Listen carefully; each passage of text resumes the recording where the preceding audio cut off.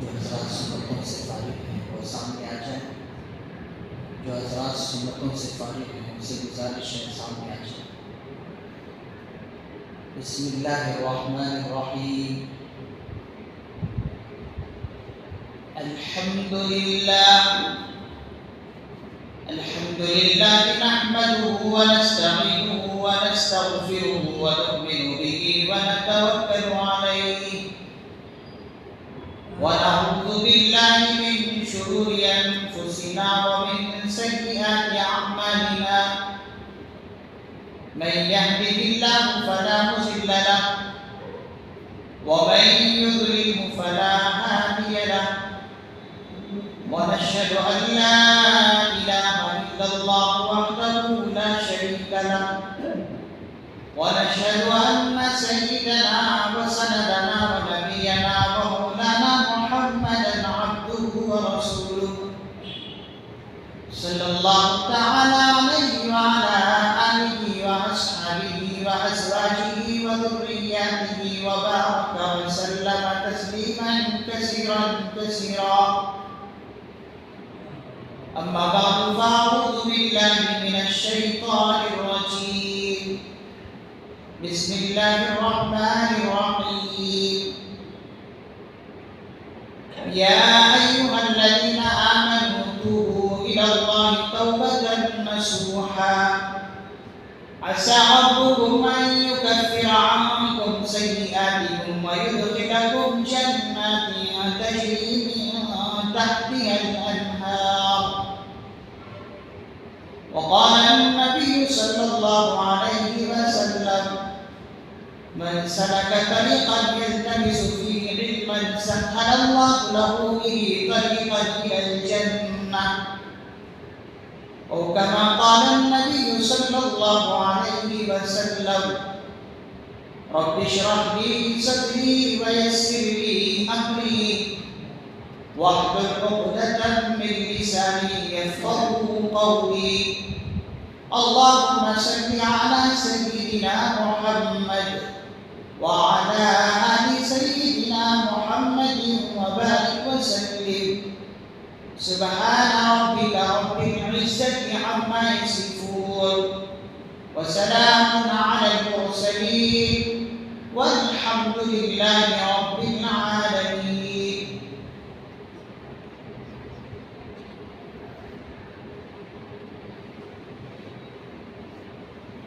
کہ محمد سے وفا تونے تو ہم تیرے ہیں.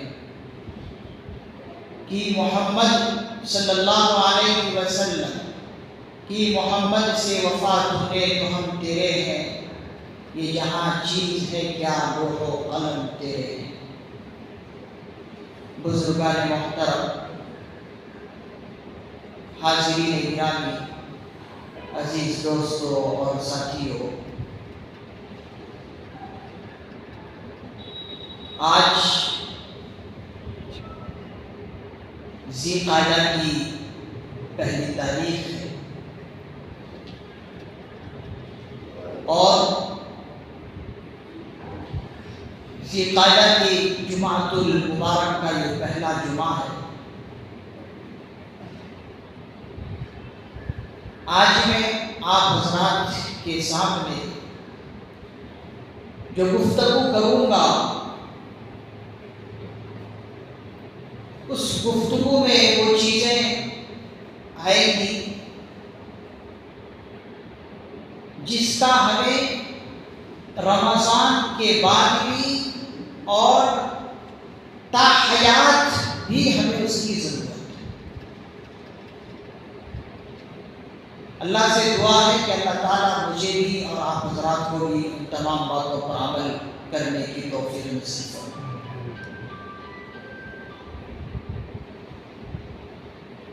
رمضان المبارک کا مہینہ گزر چکا ہے.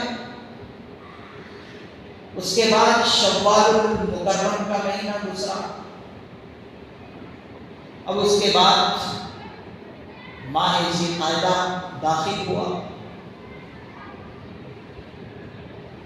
میرے دوستوں، بزرگوں، ہمیں کرنا یہ ہے کہ ہم جس چیز چیز کو رمضان میں اپنائے ہوئے تھے. ہم جس زندگی کی لائن کو رمضان میں اپنائے تھے وہی لائن رمضان کے بعد بھی ہمیں جاری رکھنا ہے. رمضان مبارک میں ہم نے جو نظام الاوقات اپنی زندگی کا بنایا تھا اسی نظام الاوقات کو رمضان کے بعد بھی اگر ہم جاری رکھیں گے تو ہم کامیاب ہیں. نہیں ہم نے صرف رمضان کے اندر ہی وہ اعمال ہمیں کرنے تھے کر لیے، اب وہ لائن ہمیں دوبارہ جاری نہیں رکھنا، تو پھر میرے دوستوں کامیابی اس میں نہیں ہے. رمضان مبارک کے اندر شیطان جو ہے گرفتار تھا، اس لیے ہم ہر عبادت بڑی آسانی کے ساتھ کر لیا کرتے ہیں. اب رمضان کے بعد شیطان کی رہائی ہو چکی ہے. اب رمضان کے بعد شیطان پوری طرح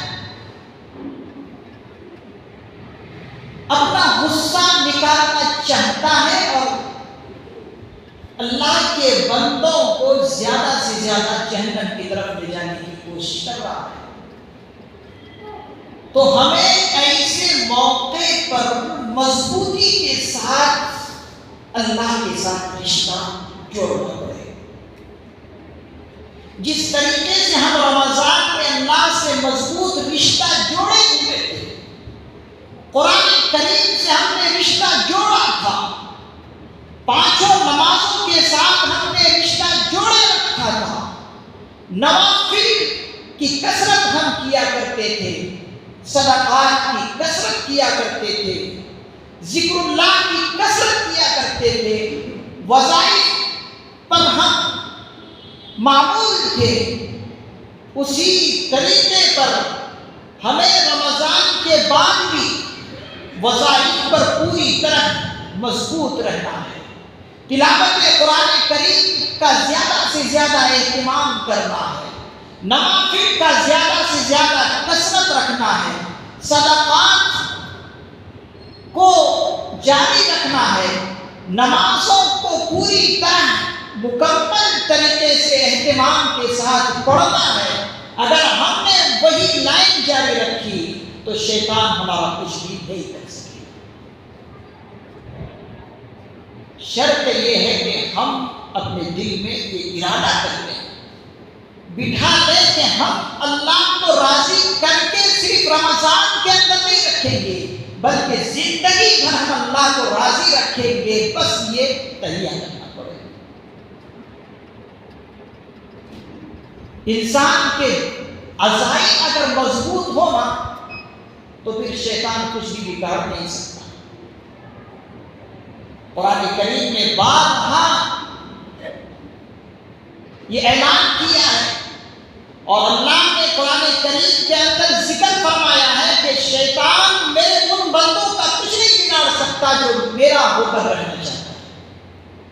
بگاڑے گا اس کا ہی جو شیطان کا ہو کر رہنا چاہتا ہے، اس کو ہی شیطان بگاڑ سکتا ہے، میرے مخلص بندوں کو نہیں بگاڑ سکتا. تو میرے بزرگوں، ہمیں شیطان کا مقابلہ کرنا ہے. اگر شیطان کا مقابلہ کرنا ہم چاہیں تو کر سکتے ہیں، کوئی مشکل بات نہیں. ایک چھوٹا سا واقعہ آپ حضرات کے سامنے ذکر کرتا ہوں. کچھ زمانے پہلے کا یہ واقعہ ہے کہ سعودی عرب کے اندر ایک نوجوان کا رشتہ لگا اور جب رشتہ لگ گیا تو لڑکی کے باپ بھی وہاں پر موجود تھے اور دوسرے رشتہ دار بھی موجود تھے. تو باہم دونوں کے درمیان چیزیں جو ہیں طے کی گئی شرائط طے کیے گئے کہ کیا کیا چیزیں ہونی چاہیے. تو سبوں نے اپنے رائے کا اظہار کیا. تو لڑکی کے باپ بھی اسی مجلس میں بیٹھ کر تھے. تو لوگوں نے کہا کہ لڑکی کے باپ سے بھی پوچھا جائے. تو لڑکی کے باپ سے جب پوچھا گیا تو آپ بھی کچھ بولیے. تو انہوں نے کہا کہ میں اپنے داماد سے صرف ایک بات پوچھنا چاہتا ہوں. میں داماد سے پوچھنا یہ چاہتا ہوں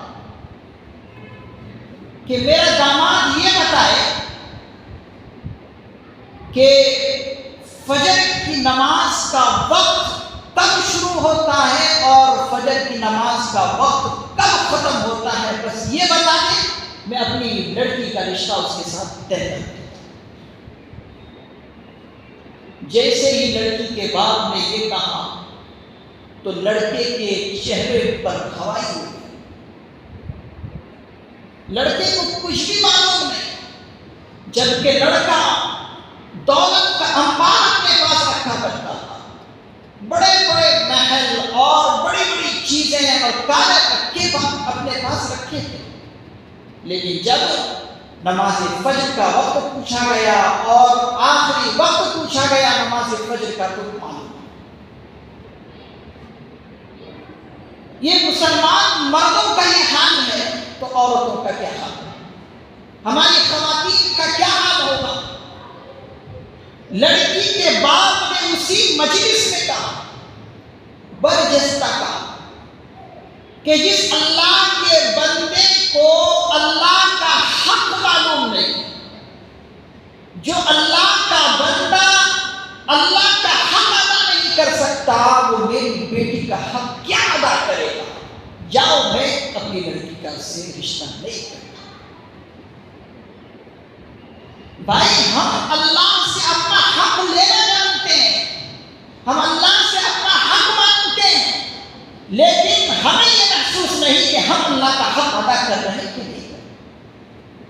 آج جس سے پوچھو وہی کہتا ہے اللہ نے میرے ساتھ یہ اچھا نہیں کیا, اس حالت میں رکھا, اس حالت میں رکھا.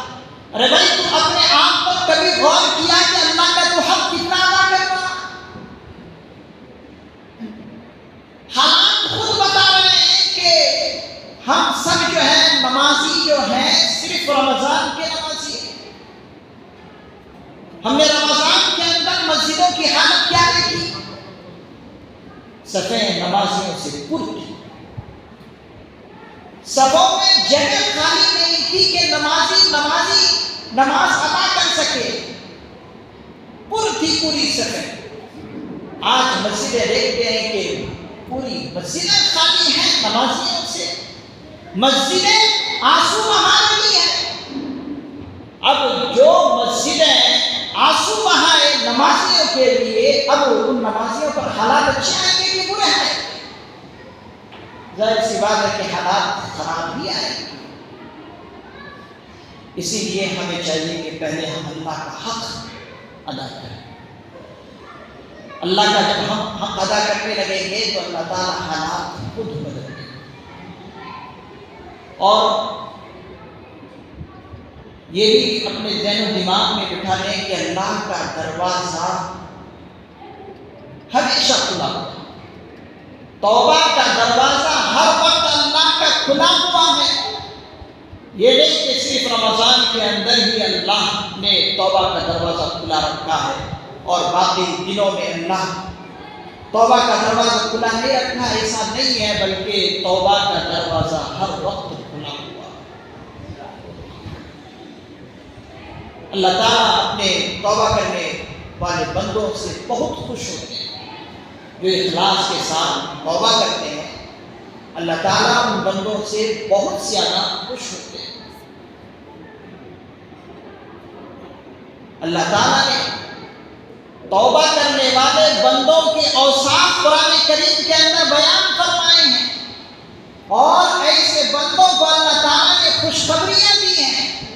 قرآن کریم کی آیت مبارکہ ہے التائبون العابدون الحامدون السائحون الراکعون الساجدون الآمرون بالمعروف والناہون عن المنکر الی آخر الآیہ. توبہ کرنے والے بندے، عبادت کرنے والے بندے، روزہ رکھنے والے بندے، رکوع کرنے والے بندے، امر بالمعروف بھلی باتوں کا حکم کرنے والے اور بری باتوں سے روکنے والے اور اللہ کی حدودوں کا خیال رکھنے والے محافظ بندوں کو اللہ تعالیٰ خوشخبری سناتے ہیں. وبشر المؤمنین، ایسے بندوں کو خوشخبری. ایسے بندے جو اخلاص کے ساتھ توبہ کرتے ہیں.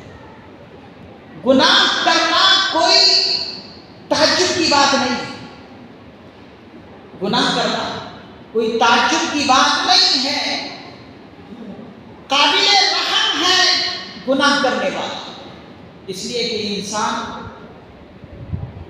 گناہ اور عصیان کا بنا ہوا ہے. گناہوں میں اور اسی طریقے سے عصیان میں مبتلا رہتا ہے. لیکن انسان جب اللہ کی طرف توبہ کے لیے متوجہ ہوتا ہے تو پھر اللہ تعالیٰ اس بندے سے خوش ہو جاتے ہیں. لیکن شرط یہ ہے کہ توبۃ نصوحہ، سچی توبہ انسان کرے. اور اللہ تعالیٰ نے بارہا اپنے ایمان والے بندوں کو متوجہ کیا، یا ایھا الذین آمنوا توبوا الی اللہ توبۃ نصوحہ، کہ ایمان والوں سچی توبہ اللہ کے سامنے کرو. توبۃ نصوحہ، سچی توبہ کرو. عسیٰ ربکم، امید ہے کہ تمہارا پروردگار تمہارے خطاؤں کو معاف کر دے گا، تم سے دور کر دے گا، اور خطاؤں کے معاف کرنے کی وجہ سے اللہ تعالیٰ تمہیں جنت میں داخلہ نصیب فرما دے گا. اور جنت کے اندر ایسی نہریں ہیں جو ہمیشہ جاری ہیں. کن بندوں کے لیے؟ جو اخلاص کے ساتھ توبہ کرتا ہے، خلوص کے ساتھ توبہ کرتا ہے. گناہ ہونے کے بعد شرمندگی اپنے آپ پر محسوس کرتا ہے اور اپنے آپ کو اللہ کے سامنے مجرم ٹھہراتا ہے اور اللہ تعالیٰ سے کہتا ہے کہ یا اللہ، میں گناہ گار بنتا ہوں، میں نے گناہ کیا ہے، میں اقرار کرتا ہوں، میں اعتراف کرتا ہوں، یا اللہ آپ مجھے معاف فرما دیں. تو اللہ تعالیٰ اپنے دریائے رحمت میں جوش بھی دیتے ہیں اور دریائے رحمت کی وجہ سے ان کی مغفرت ہو جاتی ہے. کیسے کیسے گناہ گار بندوں نے سچی توبہ کی، اللہ نے اسے معاف کر دیا. تو توبہ کا دروازہ ہر وقت کھلا ہوا ہے. شرط یہ ہے کہ گناہ ہونے کے بعد فوراً اللہ کی طرف متوجہ، اللہ کی طرف، اللہ کے حضور میں گڑ گڑائے اور اللہ سے معافی مانگے. ایک مشہور و معروف واقعہ جو حضور پاک صلی اللہ علیہ وسلم نے بیان فرمایا ہے بنی اسرائیل کا. مسلم شریف میں یہ واقعہ موجود ہے کہ بنی اسرائیل میں ایک شخص تھا کہ جس شخص نے 99 انسانوں کا قتل کیا. 99 انسانوں کا قاتل، قتل عام کیا تھا. لیکن قتل عام کرنے کے بعد اسے اللہ کا خوف ہوا، خوف خدا اس کے دل کے اندر آیا، ڈرنے لگا. تو وہ لوگوں سے پوچھنے لگا کہ کیا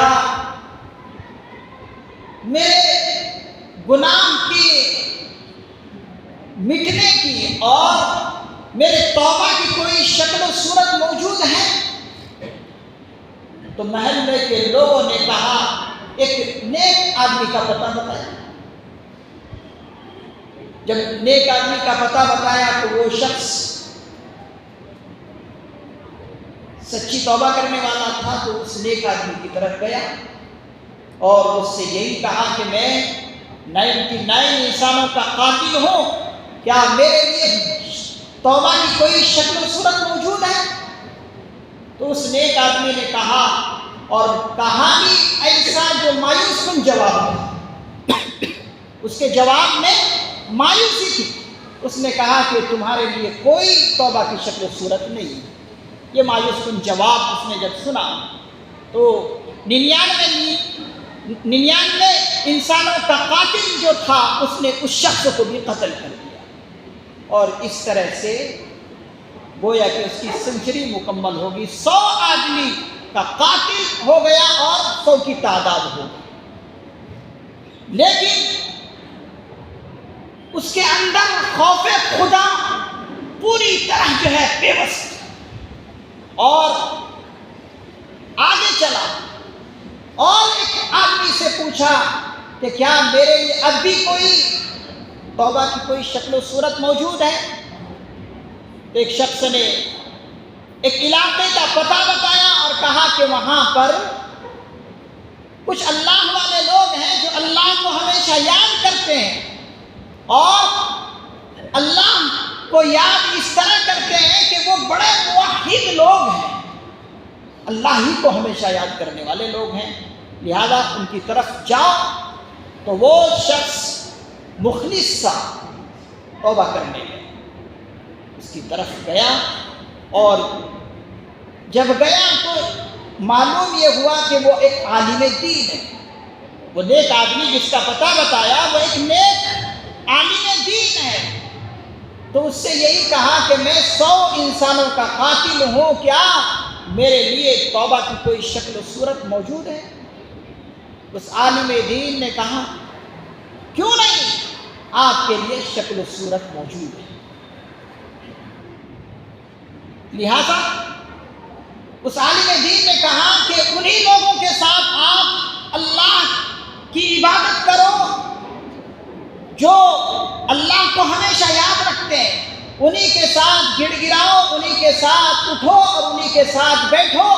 لہذا وہ شخص ان موحد لوگوں کے پاس گیا جو اللہ کے برگزیدہ بندے تھے۔ وہ علاقے والے بڑے موحد تھے، 500 لوگ تھے، انہی کے ساتھ ان کا اٹھنا بیٹھنا تھا، لیکن جاتے جاتے ایسا ہوا کہ موت کا فرشتہ اچانک آ گیا۔ فرشتہ موت اس کے پاس آیا اور اس کی روح قبض کر لی۔ حاضرین گرامی، جب موت کا فرشتہ آیا اور اس کی روح قبض ہونے لگی تو عذاب کے فرشتے بھی آ گئے اور رحمت کے فرشتے بھی آ گئے۔ فَاخْتَلَفَ فِي، وہ آپس میں لڑنے لگے۔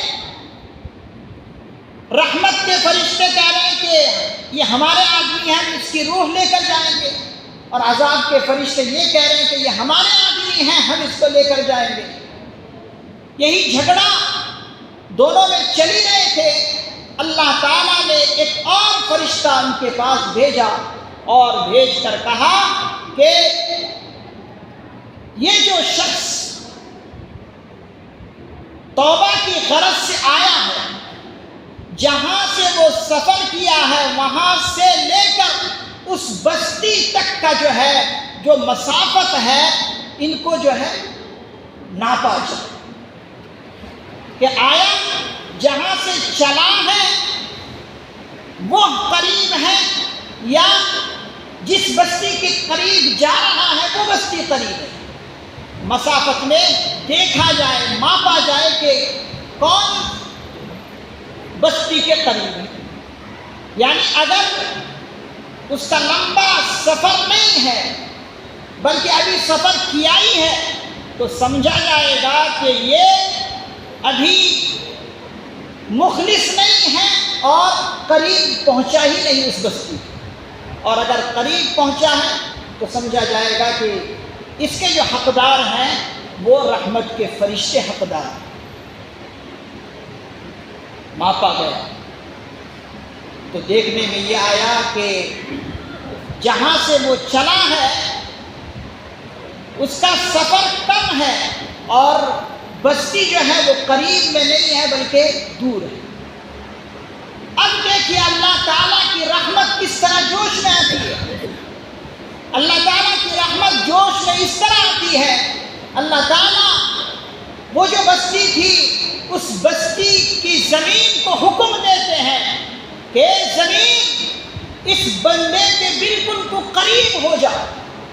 وہ زمین اللہ کا حکم سنتے ہی جو بستی کی زمین ہے اس شخص کے قریب ہو جاتی ہے، اور جیسے ہی قریب ہو جاتی ہے اللہ فیصلہ سنا دیتے ہیں کہ یہ شخص اخلاص میں، توبہ میں، سچی توبہ کرنے میں مخلص تھا، لہذا یہ شخص جنتی ہے اور اس کے حقدار رحمت والے فرشتے ہیں۔ یہاں پر دیکھیے، یہاں پر غور و فکر کرنے کی بات یہ ہے کہ یہ شخص توبہ میں مخلص تھا۔ مخلص ہونے کی وجہ سے اللہ تعالیٰ نے زمین کو حکم دیا کہ بستی والی زمین قریب ہو جائے، اور اللہ تعالیٰ چاہتے تھے اس کی اخلاص کی وجہ سے کہ اس کی مغفرت ہو جائے، لہذا اس کی مغفرت کے لیے زمین کو اللہ نے حکم دیا، اور زمین اللہ کے حکم کے لیے بالکل تیار ہو گئی اور اطاعت اور فرما بردار ہو گئی۔ تو دیکھیے اخلاص کے ساتھ توبہ کرنے پر اللہ تعالیٰ کیسی رحمت اپنے بندوں پر برساتے ہیں کہ اس کی مغفرت کے فیصلے فرماتے ہیں۔ تو توبہ کا دروازہ ہر وقت کھلا ہوا ہے۔ یہ نہ سمجھے کہ توبہ بس رمضان میں ہم کیے تھے، اب رمضان ہی کے اندر جب اعمال کیے تھے اب وہی اعمال ہمارے لیے بس ہے اور آگے اعمال کرنے کی ضرورت نہیں ہے۔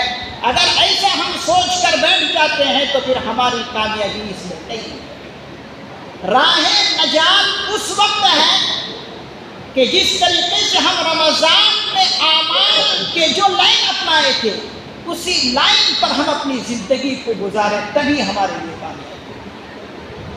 اس لیے کہ رمضان کے بعد شیطان پوری طرح طاقت لگایا ہوا ہے کہ اللہ کے بندوں کو جہنم کی طرف لے کر جاؤ۔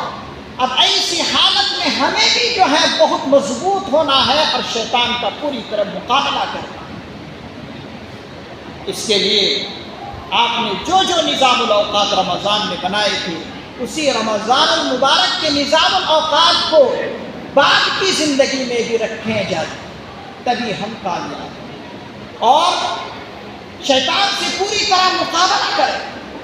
شیطان سے مقابلہ کرنا کوئی مشکل بات نہیں ہے، بہت آسان ہے۔ اس پر بھی ایک مثال میں دیتا ہوں۔ ایک شخص رات میں تنہائی میں رات گزار رہا تھا اپنے گھر میں۔ ایک دوشیزہ حسین اور جمیل خوبصورت عورت رات میں کہیں سے آ گئی، اور وہ حسین اور جمیل عورت اس شخص سے کہنے لگی کہ شخص میں مسافر ہوں، بہت دور جگہ سے سفر پر ہوں، مجھے اس وقت رات گزارنے کے لیے تھوڑا وقت چاہیے آپ کے لیے۔ وہ شخص کہنے لگا ٹھیک ہے آپ میرے گھر میں رہیں۔ وہ شخص اپنے جگہ پر چلا گیا اور یہ حسین و جمیل دوشیزہ جہاں اس کو موقع دیا تھا ٹھہرنے کے لیے یہاں رہنے لگے۔ لیکن جب دونوں رات گزار رہے ہیں اور گزار کر نکلنے کا وقت ہو گیا دوشیزہ کا، اب وہ جانے لگے، تو اس دوشیزہ لڑکی نے اس نوجوان مرد سے کہا کہ میں نے ایک عجیب سی بات آپ کے یہاں دیکھی کہ میں نے رات کے اندر یہ دیکھا کہ آپ دیا جلاتے تھے، چراغ جلاتے تھے، اور بار بار آپ اپنے ہاتھ کو دیے کے اوپر رکھتے تھے، اس کی وجہ کیا؟ یہ جو دیا اور آپ نے چراغ جلایا ہے، آپ اس کے اندر اوپر بار بار اپنے ہاتھ کو رکھتے تھے اور ہٹا لیتے تھے، بار بار رکھتے تھے ہٹا لیتے تھے، اس کی وجہ کیا ہے؟ اس نوجوان مرد نے کہا کہ میری بہن آپ بھی اکیلی تھی اور میں بھی اکیلا تھا، اور گناہ کرنے کا پورا موقع مجھے ملا ہوا تھا۔ شیطان اس وقت مجھے بہت اکسا رہا تھا کہ میں کسی طرح گناہ کر بیٹھوں، لیکن یہ دیا میں نے جو جلایا تھا، اس کے اوپر ہاتھ رکھتا تھا، اس لیے رکھتا تھا، میں اپنے آپ سے کہا کرتا تھا کہ ہاں اے میرا نفس، میں کیسے اس جہنم کی آگ کو برداشت کر سکتا ہوں جو کہ جہنم کی آگ بالکل کالی ہے اور دنیا کی آگ تو سرخ ہے۔ جب میں اس دیے پر اپنا ہاتھ رکھتا تھا اور اپنے آپ سے یہی کہتا تھا کہ اے ہاتھ، تو جب دنیا کی آگ کو برداشت نہیں کر سکتا تو جہنم کی آگ کو کیسے برداشت کرے گا جو کہ دنیا کی آگ سے 70 گنا زیادہ خطرناک ہے۔ تو میں بار بار اس طرح سے اپنے آپ کو دلاسا دیتا تھا اور شیطان کے اس ابھارنے کو کچل رہا تھا۔ تو دیکھ، اس بندے نے اس عورت سے کہا، اس بہن سے کہا، ماجرا یہی تھا۔ تو دیکھیے، شیطان سے اگر انسان مقابلہ کرنا چاہے تو کر سکتا ہے، کوئی مشکل بات نہیں، بس طے کر لے کہ مجھے کرنا ہے، بس مجھے کرنا ہے۔ جیسے رمضان میں کئی کام ایسے تھے جو ہم کر نہیں سکتے تھے، لیکن جب ارادہ ہم نے کیا تو کیا ہی ہم نے اس کام کو، کوئی مشکل بات نہیں۔ تو ضرورت ہے کہ ہم اپنے آپ کو مضبوط رکھیں، اعمال کے ذریعے سے اپنے آپ کو مضبوط کریں، نوافل کے ذریعے سے مضبوط کریں، تلاوت قرآن کریم کے ذریعے سے اپنے آپ کو مضبوط کریں اور شریعت مطہرہ پر پوری طرح چلنے کی اپنے آپ کو کوشش کریں۔ اللہ تعالیٰ سے دعا ہے، اللہ تعالیٰ مجھے بھی اور آپ حضرات کو بھی عمل کرنے کی توفیق نصیب فرمائے۔ وما علینا الا البلاغ، سنت سے ثابت ہے۔